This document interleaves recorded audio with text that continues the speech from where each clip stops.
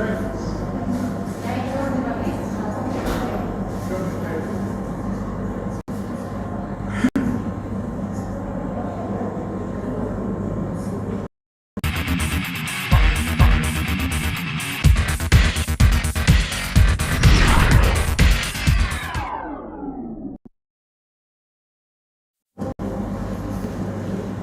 продолжаем. Я напомню, меня зовут Олег Жилун, я журналист, и мы находимся в парке, в историческом парке «Россия. Моя история» на выставке Sakha Innovation Экспо 2021.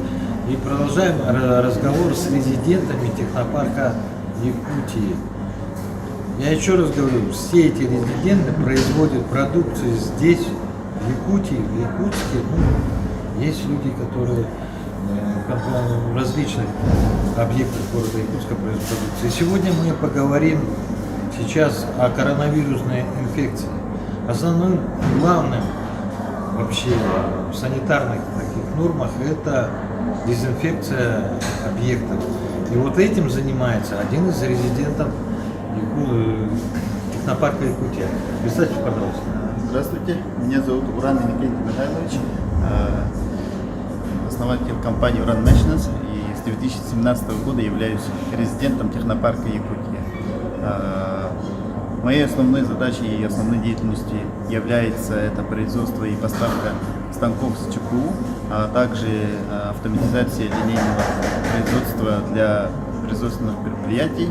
И вот с началом пандемии в 2020 году выявился очень дефицитный товар, это бактерицидный рециркулятор воздуха. Его назначение, которое Роспотребнадзор, вообще вот это вот устройство для чего? Назначение это не для Роспотребнадзора предназначено, нет, ну, прежде всего для санитарной обработки воздуха. То есть вот, самый опасный вирус это воздушно-капельным путем же к организму человека попадает. И в целях устранения такого вируса обязательно нужно воздух регулярно очищать. Ну, в принципе, это требования, санитарные требования к любому предприятию, к любому объекту, где находятся люди, правильно? Да, правильно. И при этом самое главное требование это лампа не должна быть видна, потому что она очень может нанести вред сетчатке глаза. Человек при взгляде на открытую лампу бактерицидную он может получить ожог сетчатки глаз. Это очень опасно. Что и частенько бывает, к сожалению, вот в аудиториях, такие случаи частенько выявляются, когда вот преподаватель или кто-либо по незнанию просто включает кварцевую лампу внутри аудитории, и в это время проходит обычная пара. И получается, некоторые студенты, особенно в переднем сиденье, которые сидели, они получали вот ожоги сетчатки глаз.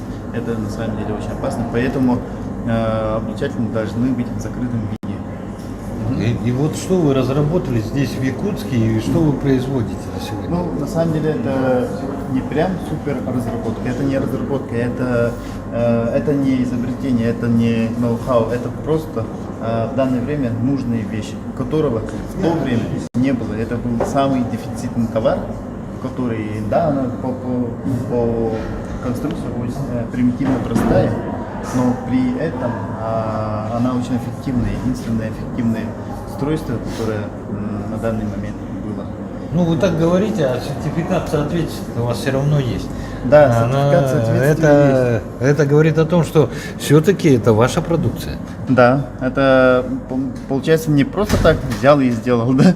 Нужно обязательно все вот пройти сначала, нужно обязательно пройти тестирование, то есть твой продукт, который ты сам делаешь, оно совершенно безопасно для здоровья и окружающих. Ну, система же понятна. Вот здесь внутри находится кварцевая лампа, она защищена. Да, снизу вставлена АЦ вентилятор, через который проходит воздух.